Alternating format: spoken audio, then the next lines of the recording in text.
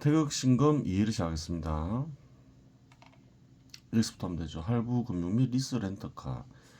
당사는 여신 전문금융업법에 따라 고객이 자동차 구매에 필요한 자금을 대여해주는 할부 금융 상품을 취급하고 있습니다. 또한 고객이 필요로 하는 자동차를 직접 구입하여 고객에게 대여하고 정기적으로 분할하여 대금을 지급받는 오토리스 및 렌터카 사업을 취급하고 있습니다. 신한카드 사업보고서에 나와있죠. 그 신한카드는 오토리스 및 렌터카 사업을 통해서 대여해주고 사용료를 받고 있죠. 그래요.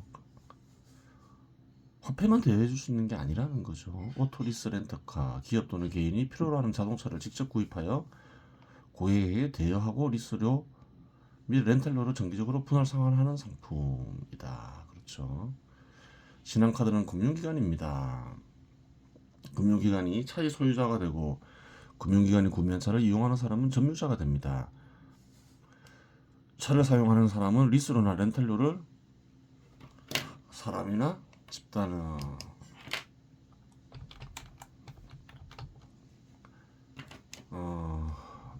렌탈료를 정기적으로 지급해야 하는데 리스로나 렌탈료는 일종의 사용료죠. 리스로나 렌탈료는 차의 가치 감소분과 사용료의 결합으로 이루어집니다. 그래요. 사용료에는 그래요. 작업수단은 쓰면 가치가 하락하죠. 그 가치 하락하는 가치분도 포함되겠죠. 사용료는 금융기관의 이익이 됩니다. 그래요. 물론 이는 하나의 형태에 불과하고 생산자가 직접 작업수단을 제공하는 방식도 존재할 것이며 이를 전문적으로 하는 조직체도 존재할 것입니다. 그렇겠죠. 고가의 기계나 이런 것들은 비행기도 마찬가지지만 생산자가 팔 수도 있지만 구매자가 형편이 넉넉지 못하면 너무 고가라서 사용료를 받고 제공할 수도 있겠죠. 비행기, 차량이나 고가의 공장기계와 같은 작업수단들을 대여하여 사용하고자 하는 수요가 있는데 그러한 작업수단을 확보하지 못한 조직체의 경우 생산자로부터 사용료를 지급하고 더 높은 사용료를 제공받는 자를 통해 제공받을 수도 있을 것이며 은행처럼 그럴 수 있겠죠. 생산자가 남는 재고를 판매하지 않고 사용료를 받으며 소비자에게 대여해주는 형식을 취할 수도 있을 것입니다. 그래요. 화폐를 다루건 활동과 결합되는 물질적 형태를 지닌 작업수단을 다루건 이와 같이 작업수단을 제공하고 사용료를 받는 조직체의 경우 선천적으로 이와 같은 거래가 원활히 진행되도록 조직체는 구성되어집니다. 제도도 뒷받침이 되어야 되겠죠. 작업수단을 제공하는 조직체의 경우 제공되지 않고 있는 작업수단이 필연적으로 존재하게 됩니다. 필연적으로 존재하지 않는다면 수요가 있더라도 작업수단을 제공할 수 없는 상황이 발생하게 됩니다. 사용료를 받아야 되는데 제공할 수 없는 상황이 전개될 수도 있다는 거예요. 한국에서 이야기 쉽게 생각하자면 주택이나 상가를 제공하고 사용료를 받는 이들이 있죠. 제공할 수 없는 상황이 전개될 수도 있잖아요. 물론 이 경우 위에서 제시한 방식이 해결할 수 있지만 그러한 상황은 특수한 상황이고 일반적으로 제공할 작업수단을 일정량 보유하게 됩니다. 하지만 이 보유하고 있는 작업수단은 활동과 결합되어 있지 않기 때문에 추가 가치를 획득할 수 없습니다. 그 작업수단이 화폐라고 한다면 화폐 가치의 하락이라는 위험이 발생할 수 있으며 활동과 결합 가능한 물체라면 부식의 위험 및 과학기술의 발전으로 인해 무용한 물체로 전락할 위험이 발생할 수 있습니다. 그렇죠. 토지 역시 주변 사회적 환경의 변화에 따라 가격 하락 위험이 존재합니다. 따라서 제공하지 않은 작업수단을 관리하는 기능이 이러한 조직체에게는 중요한 문제로 대두되게 됩니다. 화폐를 다루는 금융기관의 경우 위에서 살펴보았듯이 일반적으로 유가증권이나 유가증권을 결합한 금융상품에 투자함으로써 이 문제를 해결하고 유가증권으로 예금상품 만드는 것도 가능합니다. 예를 들어 예금을 통해 이자를 획득하고자 하는 투자자의 자금을 유치하여 연 3%의 이자를 발생시키는 채권들을 결합한 금융상품을 만들어 2%의 금리를 투자자에게 지불한다면 1%의 추가 가치를 획득할 수 있는데 이는 예대 마진의 변형 형태라고 할 수 있습니다. 그 작업수단을 제공하여 이익을 얻는 집단이나 개인은 작업수단을 그래요.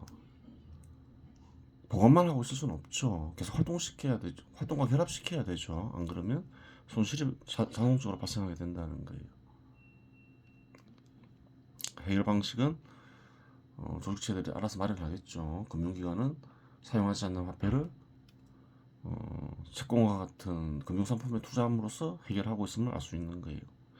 활동과 결합한 작업수단을 다루는 조직체의 경우 보유하고 있는 작업수단을 적정량으로 유지하며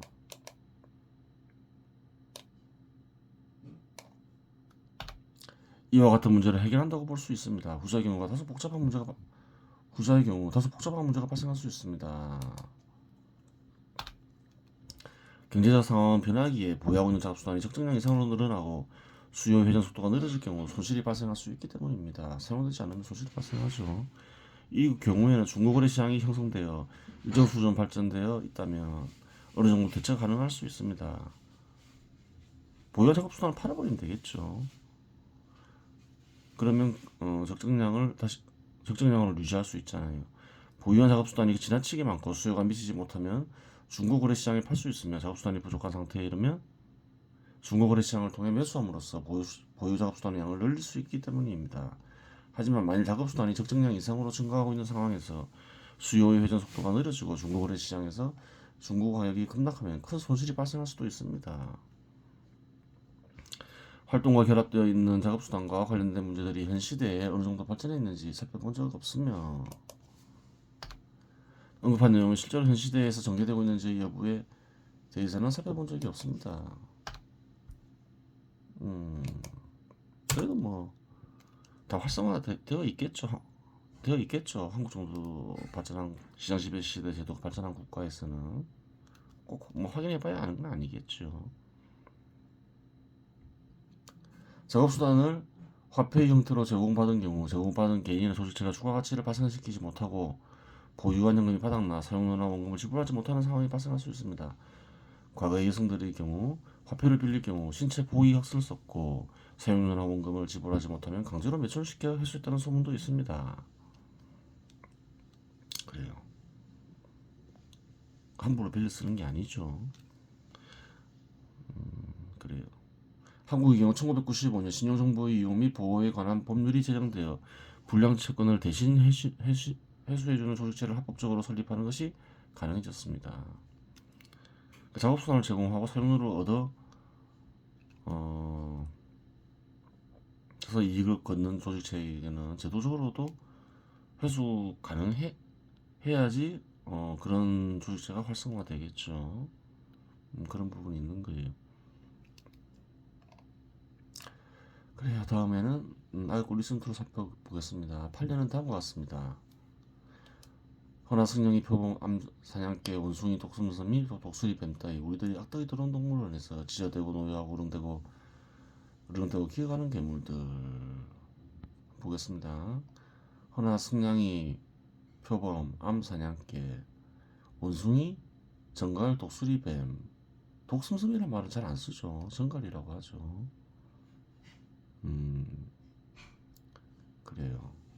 지저대고 노예하고 으르렁대고 기어가는 개수들 가운데 서명하고 사형이 바뀌어서 그냥 원문대로 그냥 번역한 글이죠. 우리 악덕의 동물원에서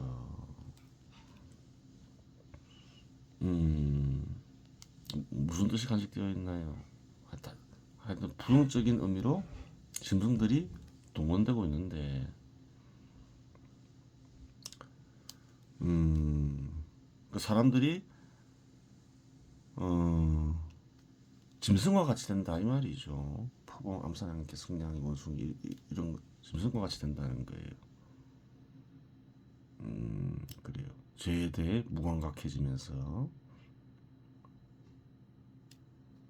그래요. 우리 악덕의 동물은, 더러운 동물은 인간, 집착으로 생긴 인간의 마음을 비유로 표현한 것이죠. 동물원은 그런 더러운 마음에서 짐승과 같이 된다. 영혼이 그런 뜻이 간직되어 있는 거예요. 죄의 무감각해지면서 8년의 경우 악덕의 종류와 악덕을 행하고자 하는 충동에 사로잡히는 의식을 동물원의 동물들을 통해 형성화하였습니다. 그래요. 하지만 리메이크한 시는 주로 여인들이 등장했는데 갑자기 동물원의 동물들이 나오면 시의 내적 통일성을 해치게 됩니다. 그렇겠죠. 그렇다고 여인들을 동물원에 가둘 수도 없는 노릇입니다. 따라서 여인들이 모여있는 장소 중 악덕을 영상시키는 장소를 찾아야 하는데 이는 그리 어려운 것은 아닙니다. 시장 지배 시대에 이르러 사회적으로 필요로 하는 활동은 상품화되는데 성매매 역시 마찬가지이며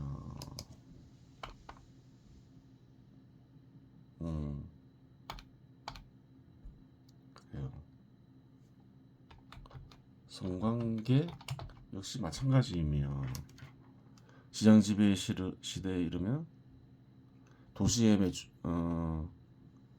매춘에 종사하는 여성들이 즐비한 거리나 건물이 존재하는 경우가 있습니다. 서울에서도 1990년대에 청량리 부근이나 미아리 고개 근처에 그러한 거리가 존재했습니다. 그렇죠. 전국 곳곳에 있죠. 근데 서울에서는 1990년대에 있었는데 사라졌죠.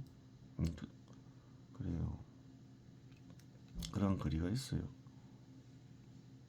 뭐 이걸 쓰니까 뭐 전국에 존재하는 서울에 존재하는 모든 거리들을 가보진 않았겠죠. 그런데 이제 지나는 일이 있어서 청량리에 있는 거리는 한번 지나가 봤어요. 거기에 그 당시 이제 여성들이 성매매 종사한 여성들이 고객 행위를 하죠. 고객 행위를 해요. 가방을 낚아챈다거나 그 심하게 고객 행위를 하기도 해요. 한번 보겠습니다. 한국 매춘의 역사를 살펴보면 고대로부터 가물을 하는 유녀, 고려시대의 기녀, 조선시대의 기생 등 남성을 상대로 유흥접대에 종사하는 여성들이 있었고 사당패들도 매춘을 했다는 기록이 있다. 사당패들은 이제 고개를 한 여인들인데 현 시대로 치면 연예인들로 볼 수 있는 거죠. 그러나 매춘은 극히 소수의 특수 신분에 속했고 나름의 엄격한 법도를 갖고 있었다. 현대와 같은 매춘 형태가 본격적으로 나타나기 시작한 것은 일제 때이다. 그래요. 성매매로 거래하는 성매매를 통해서 거래하면서 소득을 얻는 이들은 고대부터 쭉 있었다는 거예요. 그래요. 일제는 조선을 침탈하면서 각 도시에 유학을 설치하기 시작했고 좀 정비했다 이 말이겠죠. 1926년 유학업 창기 취재 지체 규정을 발표해 공창제도를 만들었다.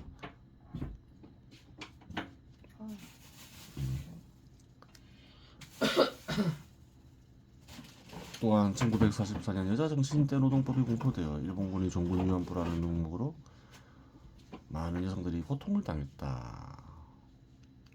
한편 6.25 전쟁이 끝나고 미군의 주둔이 지속되면서 미군을 상대로 하는 매춘 여성의 집단 거주지인 기지촌이 형성되어 지금에 이르고 있다. 일제강점기와 6.25 전쟁을 겪으면서 확대된 매춘은 한국 사회의 변화에 따라 다양한 형태로 정착했다.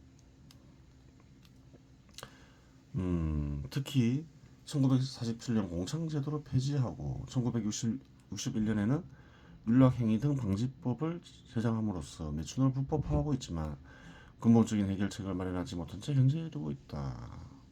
그래 불법화한 나라도 있고 불법화하지 않은 나라도 있다는 거예요. 한국에서도 보면 합법적인 이 땅에서도 합법적인 시대가 있었죠. 뭐 고대 농경국가에서도 고대 농경과 시대에서도 그랬고, 그래, 그래 식민지 치하에서도 그랬다는 거예요. 현대 한국 사회 매춘의 가장 대표적인 형태는 서울특별시 청량리동이나 미아동, 부산 치과시 완월동 등 소위 특정 지역의 사창이다. 그래요.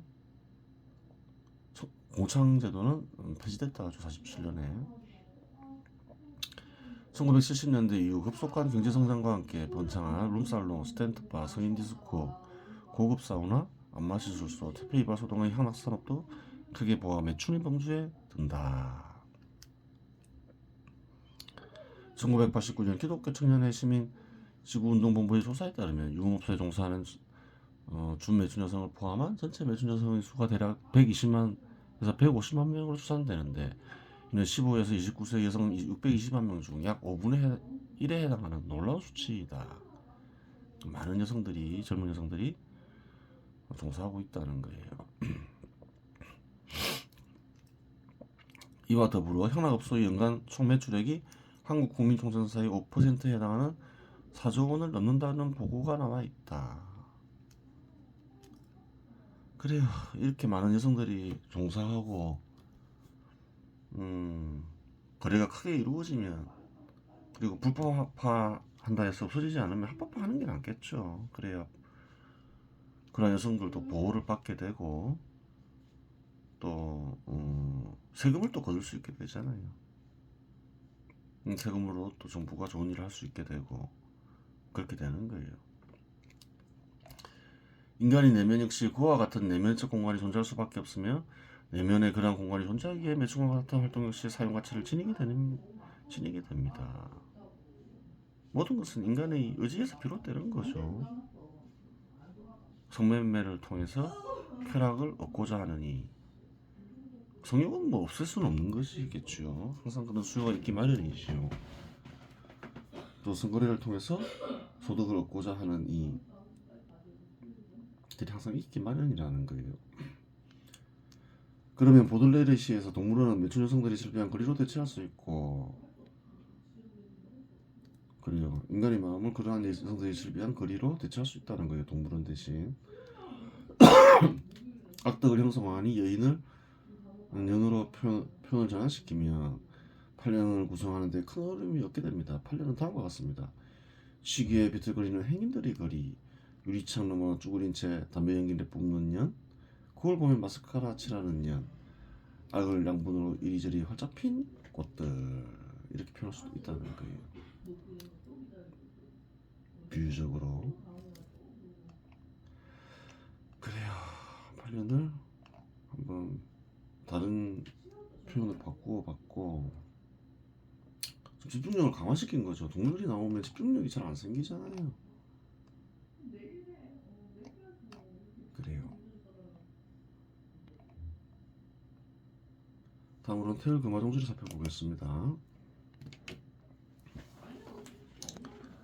아능 전운 음양, 내가 능히 음양을 돌려 움직일 수 있다면 비유적 표현이죠. 능히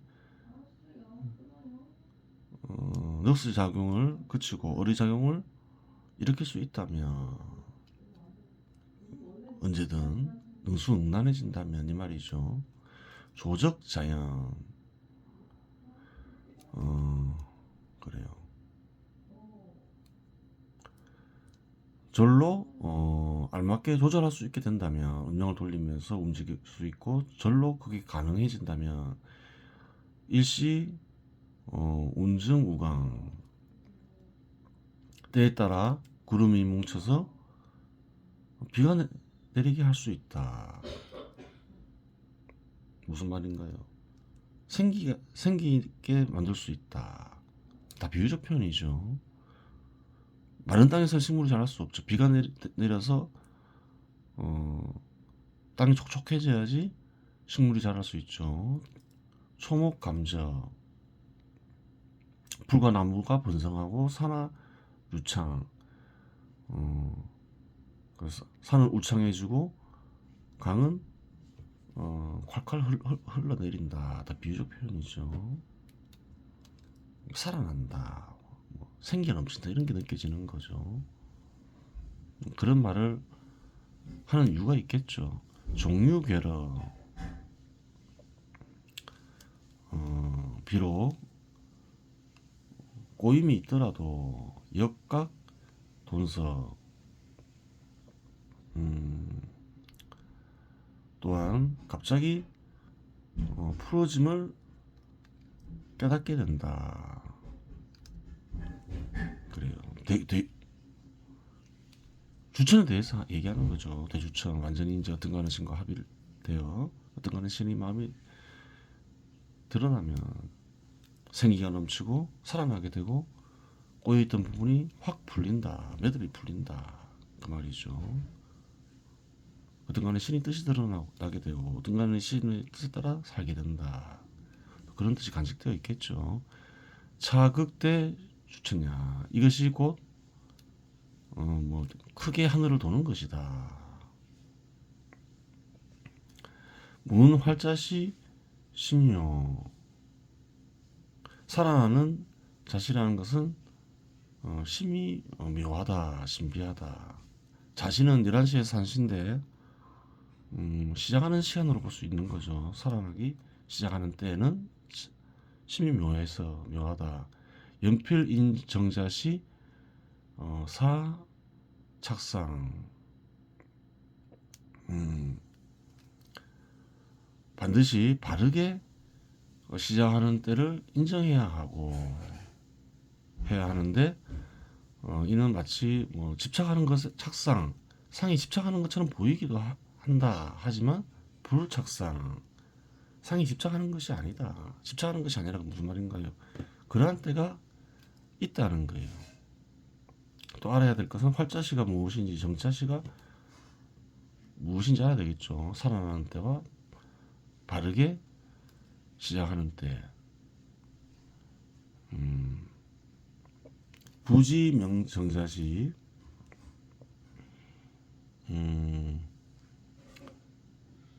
바르게 시작하는 시간을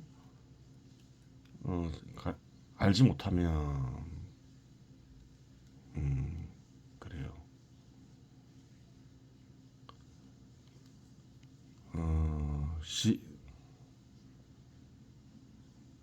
하종이 식 활자시 어찌 살아나는 때를 알 수 있겠는가? 우선 바르게 시작하는 때를 알아야 된다는 거예요. 그러다 보면 또 이제 살아나는 때를 알게 된다. 무슨 말일까 생각할 수 있는 거죠. 참 뜻은 다 감추어져 있는 거죠. 기식 활자시, 기식득 활자시 이미 살아나는 때를 알고서 얻었다는 것은 직접 겪었다면 이 말이죠. 확연 우유정자시 확실히 또한 바르게 시작하는 때가 있게 된다. 그래요. 살아나는 때를 알고서 겪으면 절로 바르게 시작하는 때 역시 알고 겪게 된다 이 말이죠. 역도 성립하는가? 바르게 시작하는 때를 알고 겪게 된다면 살아나는 때를 그래요. 알고서 겪을 수 있느냐? 또 그것은 아니라는 거죠. 뒤에 나와 있죠. 시일 이는 하나이면서 둘이다. 그래요. 비정비활 바르지 않고 살아나지 않는다. 그래요. 그래요. 하나이면서 둘이고. 그래요. 하나님에서 둘이다 이 말은 뭐냐면 바르게 시작하는 때와 살아나는 때가 따로 있는 것은 아니다 이 말이죠. 총요인 간 특징. 그래요. 인진 즉 무부정.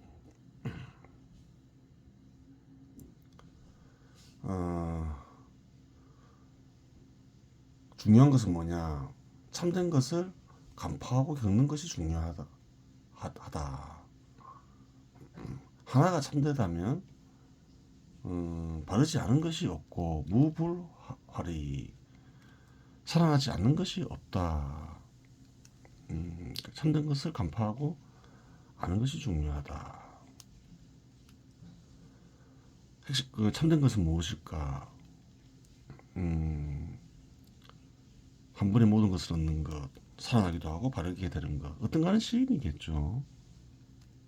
왜 그런가요? 어떤가는 시는 모든 생명을 있게 하면서 어떤가는 신의 뜻, 즉 진리와 진실을 있게 하는 존재이기 때문에 참된 것 한 가지를 간파하면 어떤가는 신을 간파하여 합의를 하게 되면 둘 다 얻게 된다 이 말이죠. 하자 위정, 그 견득부진, 참된 것을 보아 겪지 못한다면 하자 위정 어찌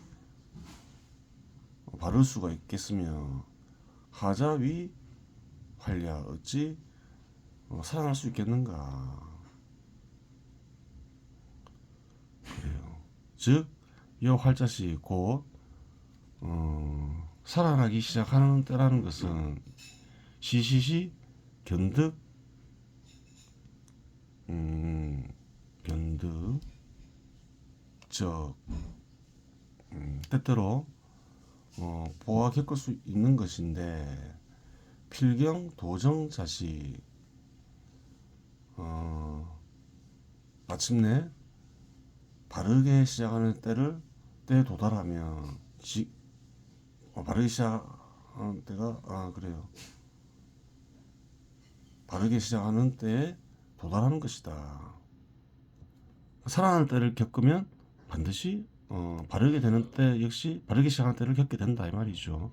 직이 청명 뜻이 뜻과 기가 맑고 밝다면 그래요. 뜻이 깨끗해야 되고 넋이 기가 청명하다는 건 넋이 그쳤다는 것을 얘기하죠. 바른 뜻에 입각해서 넋이 작용을 그쳤다면 활자시 유각 발현 살아나기 시작하는 때가 그래요. 드러나게 된다. 그래요. 강하게 느껴지면서 드러나게 된다. 인미식득 활자적 명료. 사람이 그대가 뭐 이렇게 표현할 수 있겠죠. 살아나는 것을 알지 못한다면 지향정적시 후 험시 다만 바르게 되는 때를 겪어서 알 수 있을 따릅니다. 아까 얘기했죠. 살아나는 때를 알면 절로 바르게 되지만 살아나는 것의 참된 의미를 모르면 바르게 되는 때를 겪어서 알 수는 있지만 살아나는 때를 알고서 겪지는 못한다 이 말이죠. 즉 정자 현정 곧 바른 것이 앞에 있더라도 활자 무불신묘의 살아나는 것은 그래 참으로 묘하지 않음이 없다. 그래요.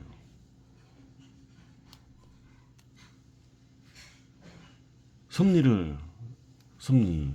혹은 진리와 진실을 인정하면 진리와 진실이 나타날 수 있어요.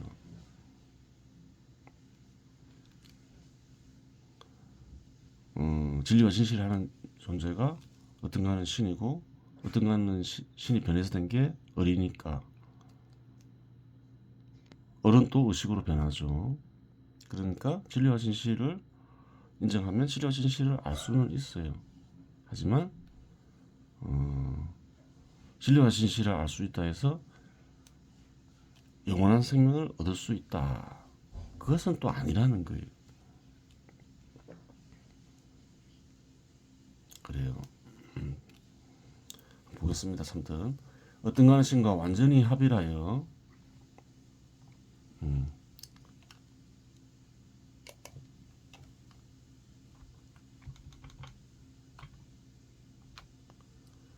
어떤가는 신의 마음이 드러나면 더 이상 고통이나 쾌락에 인연하지 않게 되고 참된 뜻을 받아들여 참되게 살아가게 된다. 이는 꼬임 매듭이 탁 풀리는 것에 비유할 수 있다.